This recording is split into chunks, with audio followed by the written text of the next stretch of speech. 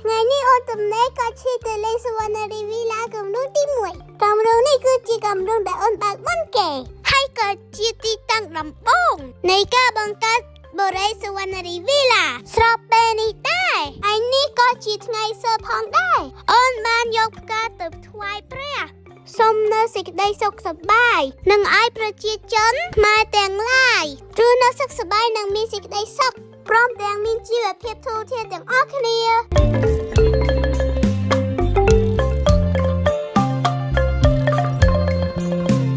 ក្នុងនោះដែរអូនក៏បានឆ្លៀតទៅ